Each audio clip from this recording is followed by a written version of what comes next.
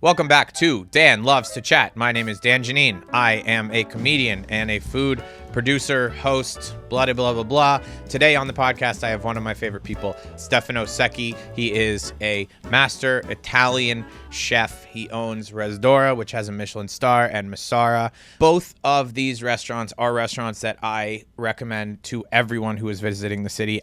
In my opinion, they make the best pasta I've ever had in my life. I'm sure a lot of you are going to yell at me and say that I have not been to blah, blah, blah in blah, blah, blah. But for me, anyway, they are my favorite pasta restaurants. One thing you should know about Stefano is he busted his ass in Italy for like 7 or 8 years, learning the trade from the people that he considers the best at it. And I think that's a really important thing. I think it's really cool to listen to him talk about it. This episode, we talk about, unfortunately, we'll see if it stays in or not, but my Hinge profile for about 6 minutes, because we're quite close and he likes to make fun of me. We talk about his adventures in Italy with some fun gossip. And then we talk about what it's like running these pasta restaurants in New York now. So anyway, I hope you enjoy this episode with Chef Stefano Secchi. You know what was funny? It was funny looking into your timeline. It's funny when you know someone really well, but like, and I kind of had a vague idea of like your travels, etc. Like I understood where you were, but I didn't really look into it. I mean, okay, so here's what I didn't know. Loosely, you went to CIA as like a kid. I didn't know that. I was 17. Yeah, I was like. And then you worked here for a bit, and then your parents forced you to get a real job. You get a real job. Yep. You go to college, get a real job. Bank job. Hate the job. Bank job? Awful. Yeah. And then you go to Italy to really, like, bust your ass. Yeah, man, I lived in a hostel, and... This is the part. Okay, so you did. How long were you in Italy total? 5 years. 5 years. Yep. So my family's from there, right? So right. So I used to spend, 5-6 months out of the year but there. Alone you were there. But alone without knowing anyone, and the village that I was staying in. I lived in Modena, but I lived on the outskirts of Modena in Baggiovada, right near like a hospital. Yeah. And a hostel. But did you fly to Italy with a plan? No. You were just like, I want to, because you worked at with Nancy Silverton here for a while, and then you were like, I need to do the pilgrimage. You're like, I need to do the thing. Well, I think the thing is that like when I was growing up with my parents, with my dad especially, he was like, we stopped outside of Bologna and I tortellini and brodo for the first time. I was like 7 or 8 years old, and it was like that was your Madeline moment. It was a monumental moment for me, right? And so I was cooking Italian food in the States, and I was like, I just have to go back full time. So you had the tortellini and brodo, and it was mind-blowing experience. Okay, so you get to Italy as, how old are you? 25, 26? No, I was older than that. I was like I think it was 27, 28. Okay. Yeah. And you had no plan, and you how did you choose where you No, I chose Modena because the Romagna for sure, but then aceto balsamico was always like, I always wanted to get like involved with real aceto balsamico, because how many imposters do you still see? I was like, okay, I'm gonna go there, and I'm gonna eat at like 30 different trattorias, find the best pasta fresca I can get my hands on, just the best, right? And then I'm gonna try and like work there. I mean, it's different because I have dual citizenship. I can speak the language, blah, blah, blah. But, like, I was like, how do I get the chance to, like, go work with these people? And that's when you ended up at Giusti. Giusti, yeah. Which is the upstairs four-table place where it's just lunch and only impossible lunch. To get in. It's very, like, a nona. Harder to get in than Francescana, of which, like, I still get hit up all the time for Francescana reservations. Yeah. I'm like, wait. But you don't hit me up for Giusti reservations? Now everyone's going to hit me up for Giusti reservations. Now everyone's going to hit you up for Giusti. Yeah. Okay, but so at that time, like, you were getting paid $0. Yep. You were traveling. So it took you a million tries to get in for her to actually train you, right? No, I couldn't even get in to have a seat for the first 5 tries that I went to even eat. And then I finally got a seat, and then I kept coming back. And like on the third time, I had every premi again. And then she's like, okay. I was like, posso venire per fare un trail, per lavorare con te? I was like, can I come with you to like trail or work with you one day? And she said, if you stop bothering me about this, then I'll see you in April. And so that was like February at that time. And it's funny because I showed up in April, and they totally forgot that I was coming. Yeah. So it was like, it was a scramble. And then that's just it, man. We had an amazing relationship. 1 week turned into like 2, and then into more and more and more. And so I'd work there in the morning, and then I'd work at a fish place at night, so I could make money. Just on the line? I was doing everything in the fish place. They Yeah. were like, they wanted me to be like, it was like an upstart fish restaurant or whatever, and they were like wanted me to be like executive chef. I'm like, guys, like I've got like, I'm doing 18-hour days with you guys. Like, just let me work the line. And so I would finish there at like 11:30 at night. I would get the last bus to Bajovada. I would arrive at Bajovada at like 12:15, almost 12:10. 12:15, I'd be in bed sleeping. I'd wake up again at 4:45, have a coffee, and then go right outside to grab the bus again to go back inside to Modena. 6 days a week. It was ridiculous. It was ridiculous. And how long did you do that for? Like a year? yeah, that was a year. And the pasta at Giusti, like learning to make it, it charged you up. Everything. Yeah. I mean, When you traveled around and had, so you were basically like, to simplify it to American, Harry Potterize the story, not really, but to romanticize the story. You were like, I'm going to travel around, have the best pasta. And then you had the best pasta. And then you were like, that's where I'm going to learn pasta. What was it like? And I think this gets to now pasta even in New York and in America, but like, what was it about the ones that you had that didn't really totally click? Like, what made that pasta for you so explosive? people take it for granted. I mean, there's no other way to put it. That's probably the one phrase, is that like, especially in Italy, and this is what was really hard for me, in that Italy, people grew up, making, rolling pasta al matarello, la sfoglia, right? And they grew up eating like fresh pasta, hand cut, and so like they used to take it for granted. So like, you had a nest, you did a ragu bolognese, modenese, or whatever, and like you just served it, boom, whatever quantity, whatever. Right. And there was no like real dedication or love being put into it. And so like you would see this, like you go to these trattorias that were well known for like amazing pasta, and you would see it just be thrown on a plate. It wasn't mantecato very well, and like What's that mean? Mantecato is like emulsified, right? And Yeah. so like the starches, and then the ragu clings to the pasta, and like it's all like one harmonious. But when you got to Italy and you were eating around, like the first place you went to, were you like, this is incredible? And then the next one you were like, oh my God, this is more incredible?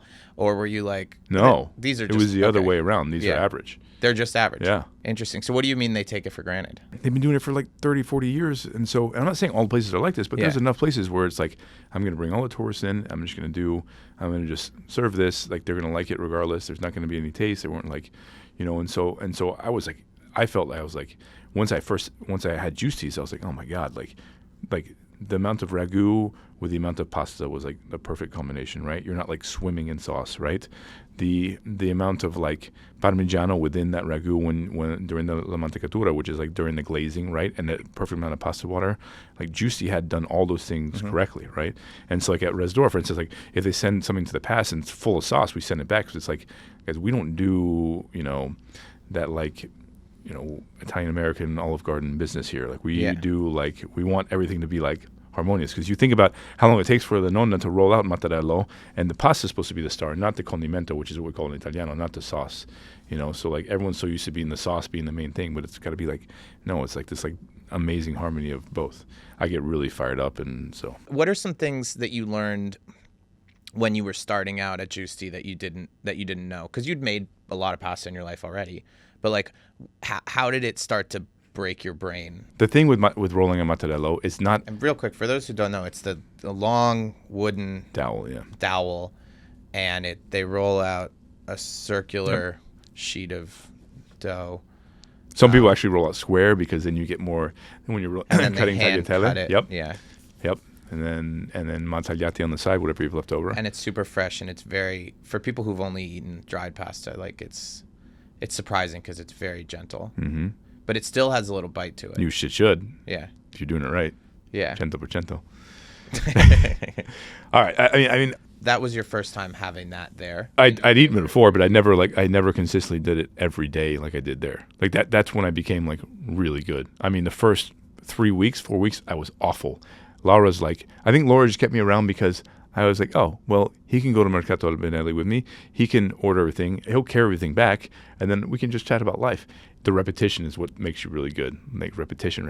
And it also teaches you about all other pastas too. It's not you're not just learning about that pasta. You're learning about how to make every pasta. So exactly. So when you're rolling out matarello, you have to know if you're going to do a stuffed pasta, you have to be way faster than if you're going to do a dried pasta, or if you're going to do a cut pasta like tagliatelle, tagliolini, pappardelle, because when you think about it, if you're doing tortello or tortelloni di ricotta, for example, you have to roll fast enough to where you can get it thin enough and you don't dry it out. So you pipe and you can fold, which is going to take you another 15 to 20 minutes. I would be the guy who was like trying to roll, perfecting it, being really slow. By the time I was going to cut tortelloni, they were all breaking on the turn because it was too dry, right? And so you become like really, it becomes like second nature to an extent. Yeah. It was awesome, man. Still is awesome. Rolling a matarello changes like kind of like the approach, because like we always have the window open. It could be more humid or less humid. The eggs, the temperature of the eggs, the flour. So there's like 5 things already I could tell you that make a huge difference with how the end result's going to be, right? The humidity, high or low. If you were sweating, if you had like a cold egg, or if you were not rolling quick enough to where everything would dry out before you had time to like start cutting. Mm-hmm. And so like you learn to like, it becomes just like the movements, right? And so do you think it's like, it's learning to work with, it's learning to adapt? That's really, I think, like, and that's the thing you have to spend a million years learning, right? Like, you know why it's working, right? Like, that's the thing I feel like when you're someone who has a good palate in the kitchen, it's because you can taste things and you know what they need, right? So it's like, I actually think that's the best training for people, mm-hmm. is when they taste things. I'm like, what's wrong with this? Mm-hmm. As if I'm some boss. But I mean, that's how, like, if I ever teach anyone to cook, if I ever teach anyone basic cooking in the kitchen, I'm always like, what do you think this is missing? Or like, how can we fix this? And that's how you start to understand like the actual balance of things. No, that's I mean, that's right. Well, I mean, that's the thing. I feel like people are always like, how do you get good at making pasta? It's like you learn how to do it by hand a million times over. Yeah, you don't watch the Food Network. I mean, not that there's anything wrong with watching the Food Network, but it's like you're not learning it on TikTok. That's the thing. They were like, Top Chef and all those things. I was like, no. The best way to do it is go somewhere where you're totally out of your comfort zone, travel, put yourself in a really difficult environment, find a way to like push through whatever like uncomfortable. Because then when things go south, when you're like in your area or your own thing, you're like, fuck this, I got this. I've done this many times before, you know? Yeah. Don't you think when you meet people who have successful restaurants, cool stories, like there aren't that many of you? You know what I mean? Like there aren't that many people who have really thrown themselves into something, and like, Janine, because it's fucking hard, man. Yeah. Like, I mean, we're so lucky in the States, man. We have everything. Like we live like pretty comfortably for the most part. Like, how do you go away from where you don't see your family? You don't like interact with people that you know on a regular basis. You're not the boss. Like you can't like. Mm-hmm. Man, I was living in a fucking hostel, man. It was ridiculous. I don't even know another way to describe it. How was it? Ridiculous. Creepy? Loud, man. Loud? I mean, like, yeah, we're trying. Tourists? Everyone. Yeah. I mean, people like just passing through. Like, you don't want to be in a place where people are passing through in Emilia Romagna in Italy. Like, what does that even mean? It's like, exactly. No, what does that should even tell mean? you more than you need to know. Who was there? Passing through. But like business, like tradesmen? No, man. Like below tradesmen. Kind of like, you know, the gypsies, right? But you get good material. Like you see, you know who does something cool is Brian Koppelman. He takes his headphones off and like he listens about like New York City, like just listens to like stories. And of course. And he writes about that, right? Yeah. Learns about life. And I was like, I'd be like trying to sleep and people would be yelling about like their cat taking a shit in their trailer outside or something, and why they had to come in here and spend 20 euros to spend the night here because of that. And like, you know what I mean? Like this is stuff that like you can't make up. Because you're not in Milan. You're like out there. Wow, that's crazy. Yeah. And it was That's the way to put it. Wow. Did you make any friends in the thing? Like, did you ever meet any interesting travel? Always people? Interesting people. Definitely interesting people. But this was like before like too much. Why didn't they have like a barn for you at Giusti to sleep in? Juicy was like at one point was just like, how much can we use this guy and then get him out of here as much as we can, until we became really good friends. But after in the way beginning, they were like, they're not used to this. They don't let people come to do those things, right? And so like I didn't even dare ask, and so anyway, wasn't like a haystack or something that you could sleep at near the restaurant? Usually, like why an hour away for a hostel? Because it's all I could afford, man. And there wasn't anything in town that was. like a hostel? This in town? hostel cost me 150 euro a month. Okay. And so just think about that. Did they get a kick out of you? Did you have a romance with the cute lady who worked at the desk or anything? There's no one that's a cute lady in a hostel outside of Modena and Bajavata where the pass-throughers are. And there's What are other jobs that these pass-throughers are doing? I mean, they were like, do you know those like side markets that you go to in Italy that happen on like Saturday mornings, and you're selling you're selling like used clothes, like thrifts. Yeah, that's the type of cat that you had kicking it there. 100%. Selling stuff. So we had a community kitchen in the morning, right? And so magicians, community they would actually be that would be someone, no question. I'm an entertainer. It'd be like bro comedians, those existed for sure. Interesting. All right. So from there, then you moved on. Then you worked at the Enoteca in Piedmont. Yeah. So I went to Piedmont because I always I thought, what is this, by the way? It's a long story. I haven't explained it yet. It was my father's. It keeps finding me in my life. This is kind of I'm not really sure if you woke up in the middle of the night and saw this, you'd be a little creepy. It's a little creepy. Yeah. And then I went to Piedmont. For those listening to the podcast, I have a strange sculpture on the table, which is of a face, and it was my dad's. And my stepmom recently showed it to me in Florida. She was like, "I don't think I want to keep this anymore. It weirds me out." And I was like, it's one of those things that it just was in my house for my entire existence. Is it a comfort blanket for you to put in your podcast studio? Yeah. It doesn't reflect at all on the branding of the show or anything like that. It should be in your Hinge profile is what it should be. They're great stories. All right, so ask me about this sculpture.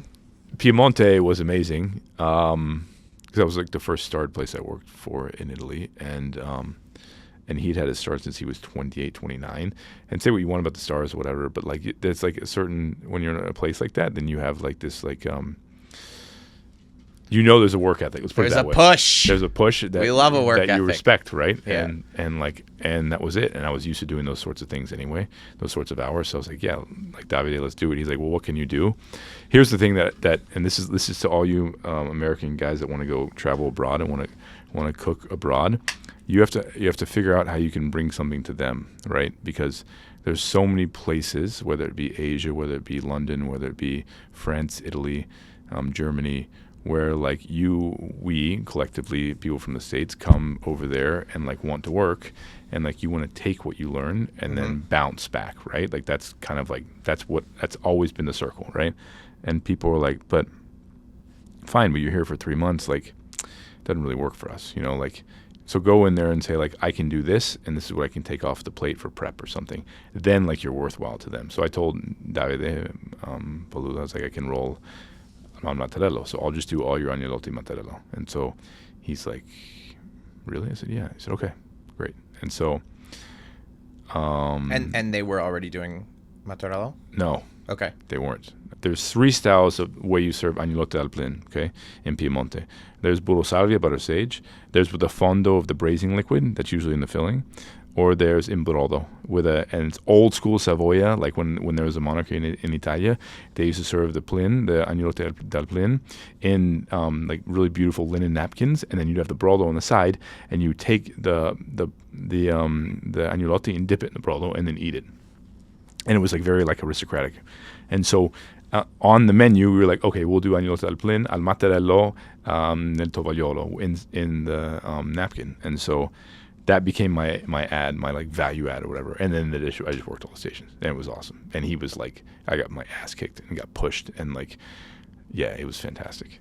And I loved it. What'd you learn there? I mean, it's Piemontese food is way different than Emilia Romagna, different from Lombardia, different from Campania, Sardinia, and so I'm learning all the classics vitello donato, things the less perfect pasta, risotto. More dishes. Yeah, well, I mean, there's still pasta there. That's what's so great about Piemonte, but Piemonte has this French influence where things are really there's a more concentration of starred restaurants in Piemonte and Lombardia than anywhere else in Italia, because they have this influence of the French where it's really executed with a level of finesse, right? Plating and technicality of dishes and flavor profiles, and I love that, man. So we're cooking advanced Italian food with all Italian ingredients with Italian ethos, but with that small touch of French technique, which I was Phew.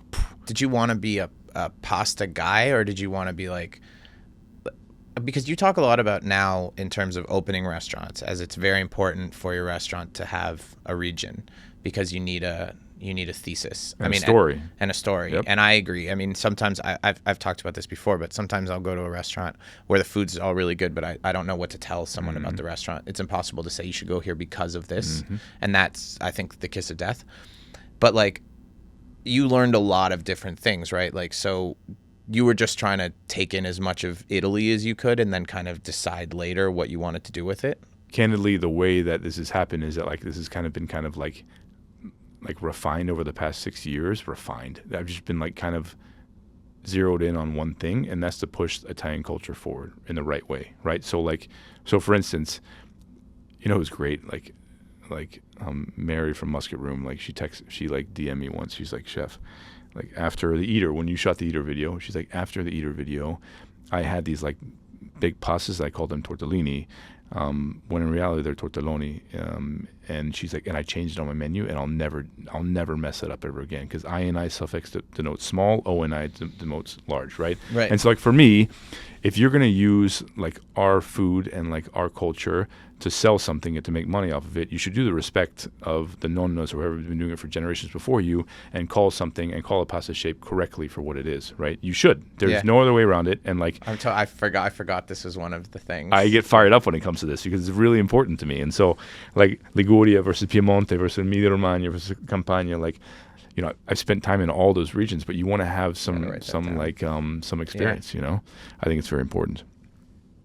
There's a lot of cooks in this country that go cook at other Italian restaurants in the country, having never stepped in Italy, and they call a lot of pasta shapes wrong. There's no such thing as a lobster bolognese, doesn't exist. No such thing as a lamb bolognese, doesn't exist. It's ragu bolognese, it's veal, pork, beef, combination of two, combination of three, or just one singular. Sofrito. Some people put passato pomodoro and tomato in there. Some people don't. Some people finish with milk. Some people don't. But like, there's no derivations of this. It's that. But and so in Italy they never stray. If you're in Italy and you're going to call something a lobster bolognese, like it's a fucking joke, right? I mean, listen, maybe someone will take that and run with it and do that over there for it to be a joke, and then that becomes like Curb Your Enthusiasm joke somehow, some way. So you feel like you did. So did you do a good job of taking in all of the food? I mean, you obviously didn't get to everywhere in Italy, but did you do a good job of learning what you wanted to there? I mean, I go back 5 or 6 times a year, right? So I don't have.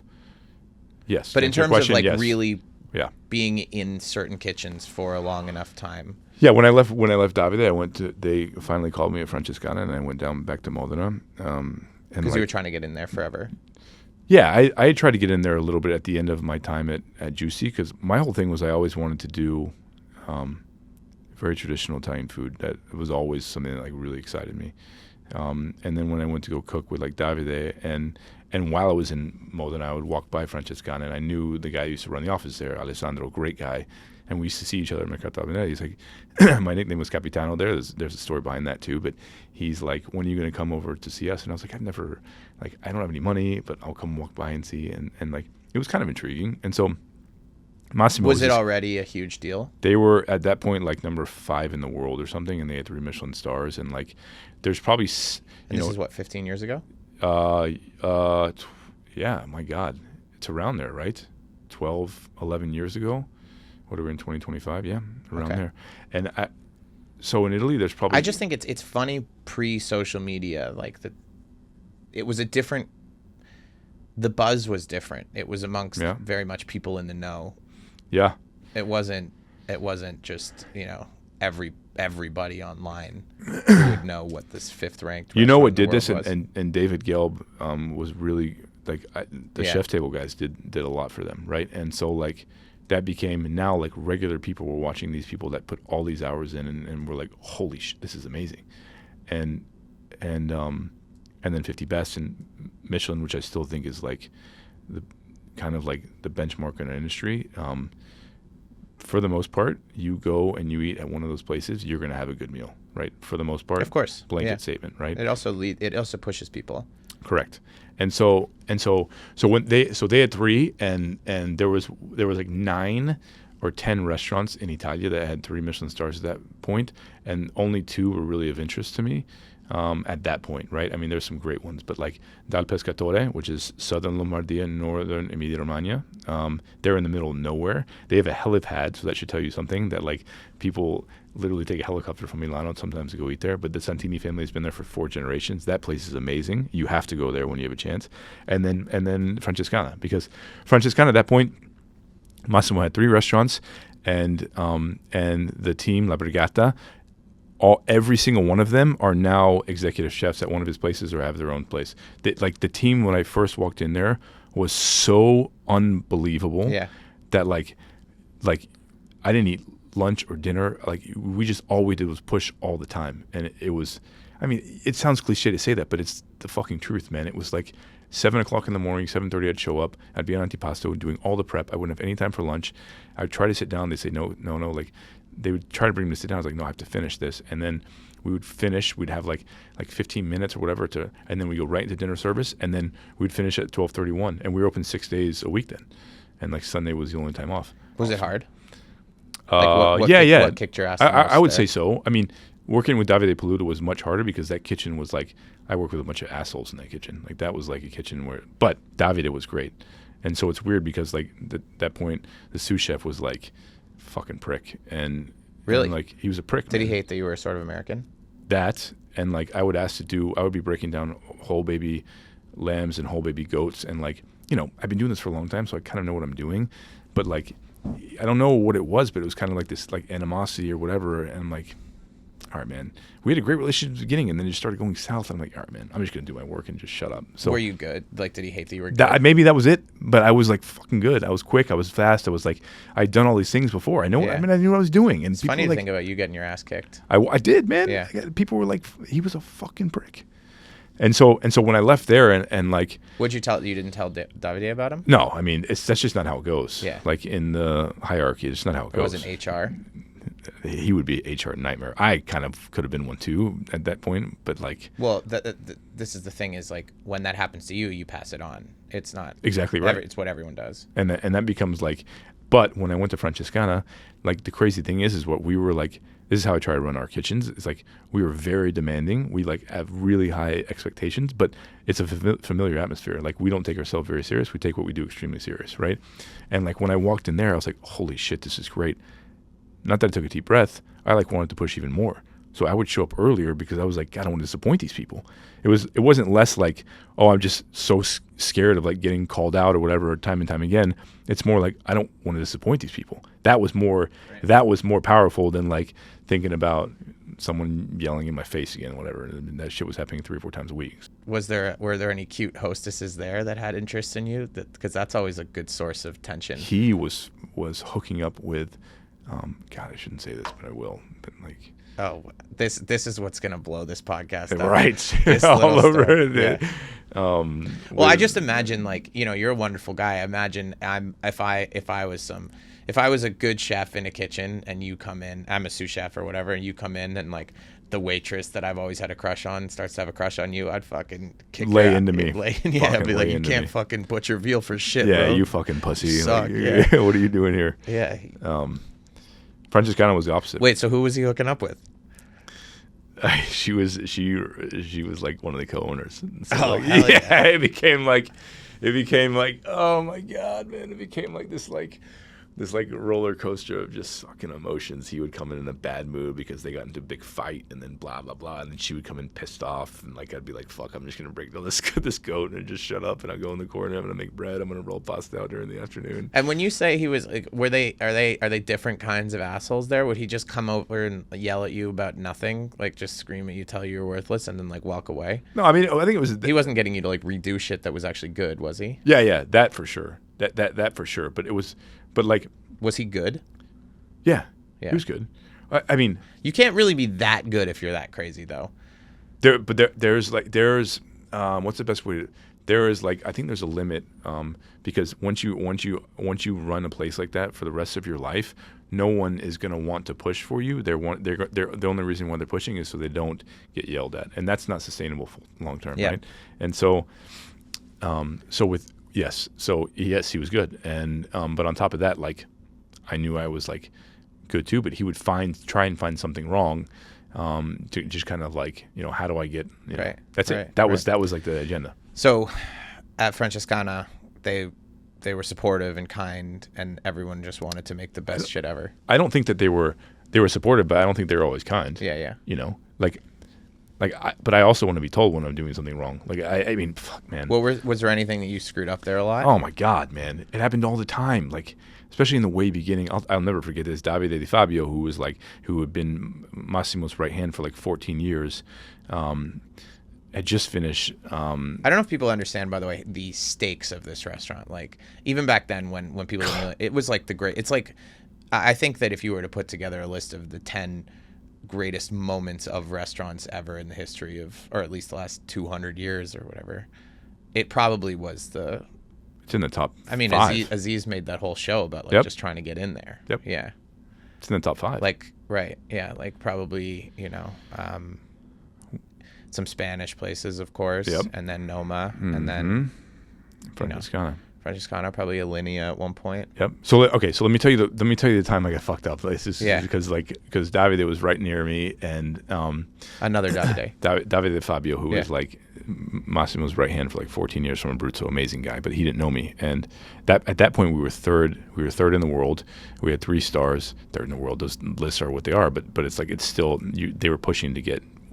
Someone had better matarello than you. and listen to this, Janine. You'll appreciate this. So I had to square off. That's great. Put your eggplant. hands right in front of the mic like that. I had to square off eggplant, and make it as a cube. All right, perfectly cut. Salt it, and then like squeeze it so it didn't lose its shape.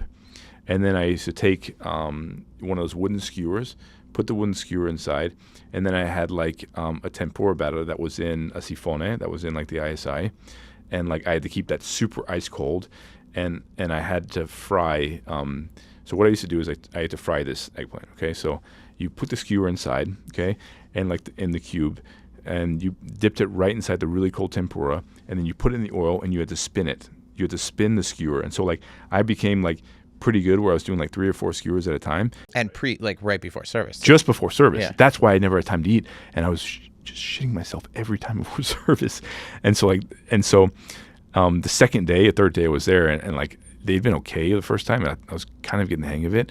And like I just shook the sifone once, and I probably pushed too hard down, and it just blew up everywhere. And like all over Davide, and we in Europe, it doesn't happen so much here, but in Europe you change jackets before you go into service. So you have like your working jacket, and then you change your service jacket, and you only usually have one of those for the week.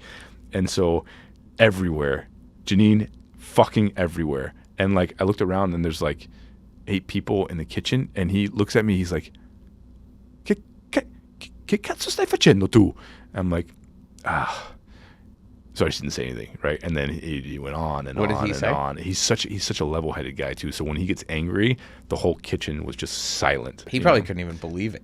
He shouldn't have. That was like, I couldn't fucking believe it, man. And then I still had to finish these like 30 pieces of spherical melanzana before we opened. Yeah, you're right, man. That was the point where like something like that, where you're supposed to be on the top of your game, and you are like at the best place, effectively at the world, one of them. And so what do you do when people come into your restaurant and like it's obvious that they just want to do 3 months and learn all your tricks? They don't have the chance. Everyone wants to get in with pasta, and we have a rule that like you can't be touching pasta until after a year. And when I say that, I mean like actively rolling it out, right? But you have to go to the stations. Everyone starts from antipasta. We have like executive chefs and sous chefs that take a seat back to go work on the line with us all the time. I mean, it happens often, And so for us, it was you always start on antipasto, and then you see how good you are, and then we kind of move you through the stations then. But if you don't cook the 4 seasons at a place, then it's like why even apply? You don't know what the fuck you're doing after only 3 months at a place. Like, it's ridiculous. Right. It's like everyone thinks they can learn pasta in a day. There's good pasta and there's great pasta, and no one knows. Yeah, it's fucking tough to do it in 6 months to a year. It just takes time. Are you capable, like now obviously you have some of my favorite restaurants, but are you capable of having that level? Like, do people get as excited about the restaurant being there as you did at that time? Like, Francescana? I mean, it's just like everyone talks about like how in America there just aren't people who care on the level that you cared there. All right. So here's what makes New York City great. New York City, especially in the U.S., is probably one of two places where you find like every type of cuisine and different levels of every type of cuisine. People working at a super high level, and then people just like slinging whatever, right? And it's like however many cultures. This is probably the one place that has, as many cultures as restaurants and like that. And so in New York, that's why I talk to a lot of young cooks. Like, you should come to this place because if you're going to learn to cook in the States, because you're going to work your ass off. If you're at a place, for the most part, it's going to be really busy. So you're going to know how to kind of work with your time and become much more efficient, right? But you're also going to be around people that want to do this for a living and are really good at it. So the question that you have is like, is this a place? Is like in the States, can you motivate and inspire these people? Yeah, 1,000%. But it also depends on which place you are doing that. Like if you're going to go work with Danielle or John George or Eric at Le Bernardin, these are guys that like you go into the place and you're like, man, this is magical, right? Because these guys have been doing it so good for so long, and longevity says something, man, because you can start phoning it in and it becomes less of a thing, right? But if you're a young cook, why do you want to spend your time there? If you want to be and cook Italian food in the States, you should be at Rezdora and Massara. There's no question, because we do it how it should be done, best ingredients possible, and there's some contemporary techniques, sure. We experiment, we change the menu a lot, but we continually motivate people because like we don't want to settle for anything. Like I'm there all the time. I'm at one of the two places all the time. We don't want to settle. What's the point of fucking settling, man? Why do this if you're going to settle? Like why did I work all those like stupid hours living in a hostel if we're going to put out mediocre garbage, right? There are times that we don't have great days. Everyone goes through that. But like we're never going to settle. We're not going to throw off Grana Padano for like 24-month Parmigiano and think people aren't going to see it. We're not going to throw a shit pasta on there and give you like the worst like subpar ingredients because we can save 4 or 5% on our food costs. It's just we don't do that, and like that. I want to be around those sorts of people, and so we kind of cultivate those sorts of people come to us too, and it's become amazing. In the beginning, we couldn't get anyone, but now it's like it's special, and we have a lot of Italians that come to eat with us, and that's one of the better compliments, Do you think that Americans can tell the difference enough in the pasta, or is it just about now? I wouldn't have said this 10 years ago, but I think there's enough people making good pasta in the States, and there are probably some people making great pasta in the States that they can now tell a difference. And a lot of it's like it's become like going to watch a film was at one point, right? Or going to see a show. Like people will they will focus their whole vacation or their whole time away around the restaurants that they go to eat at. And that's amazing. We've never had that. Janine, that has never happened in the States before, ever. And I want to say like, and I'm talking like, let's say 10 years ago, people were not going to New York saying like, I'm going to go and I'm going to go see this Broadway show, this Broadway show, this Broadway show. That was always a thing. Now people are like, I'm going to go see this Broadway show, but I got a reservation here and we're going to go eat here. And I'll spend 2.5, 3 hours there. That's special, man. Because in Europe, that was, you sit down for 4 hours. Like we're not turning tables at Francescana, at Enoteca, at Giusti. You don't turn tables there. You sit 4 hours and that's the thing. In the States, it's like, fuck, man, I get to go eat there. And this is now becoming, it's amazing, man, And that's testament to these people putting out amazing food and these chefs not like phoning anything in and actually caring, Does your passion for it, does your passion for it like go through peaks and valleys? Or is it always just like, does it always make your skin crawl to really put out a good bowl of pasta or plate of pasta? We don't ever take it for granted. That I think that's like the one. And that, again, that may sound kind of cliche, but like we will never take like putting out, like serving amazing pasta for granted ever. We're not going to be like, I was on the pass with one of our sous last night, and we sent back 2 cappelletti and a tagliolini. Cappelletti was on the pass for 3 minutes, and I'm like, guys, it's already dead on the pass. Send it back and refire another one, because you can't accept like mediocrity, right? Because then like, what's the point? It just drives me. I just get upset with like even our cooks sometimes where they're just like, oh, it's like repetition is public. It's like, guys, you're going to get great at this. Then you're going to send it out, and you're going to know to never settle. And so if we send it back, it's for a legitimate reason. And that is what excites me. It's like when you never lose that like standard. That's like never lose that. Then that's exciting to me. The consistency is exciting. I mean, it sounds crazy, but Thomas Keller said something about asparagus once. He's like, everyone loves asparagus when it comes into season. Everyone's obsessed. Everyone's not like, do everything with asparagus. It's doing everything with asparagus 2 months in, when the novelty is worn off. That is where the special part is. And it's true. It's like, that's where like the consistency is what makes a place. Mm-hmm. I mean, I will one day do a really high-end Italian restaurant that, that like probably pushes a lot of boundaries, and I hope that it happens soon, because I think there's a really beautiful story to tell about that, because I think that we can be on par with the beautiful French and Japanese and Korean spaces that exist in the city now, and I think it's going to be extremely exciting. But yes, to answer your question, does it ever get tiring? I mean, but for now, you mean you're happy just sending out a perfect pasta pomodoro? It's not me. It's like standing and seeing the faces of the people at Rezdora at like 9:30 at night, when like I'm about to go tuck it in for the day, and like someone takes a bite and they're like, they don't even say it with it. They're just like, this to their like date or whatever. That's awesome, man. Oh, how do you feel like when sort of new American restaurants just have a pasta on the menu? That's okay. I mean, sure, but it's fine. I think I get annoyed when we talk about like again, when you're like repurposing like lobster bolognese, like lamb bolognese, like it's just not a thing, right? Like just call it ragu or something, and then it's your job to tell the servers like that's the reason why it's like that. Like, I'm not even be able to talk to the guys from Sema and say I know how to make like, an amazing dosa. Like I have no idea, right? If I am at lineup, I can talk to those guys and be like, here's a reason why it's like this way. So that's your thing is everything on your menu, there should be a story behind it. Most of it. Yeah. I mean, especially if you're gonna be an American guy and like you have a tortelloni that's this big. Don't call it a tortellini. It takes 5 seconds to do a Google, search or even a YouTube search about like what's the difference, Yeah. 5 seconds, man. How do you feel about social media has driven a lot of people to come in and eat whatever single dish they've seen all the fucking time on social media? We get this all the time. The servers are like, that one. Yeah.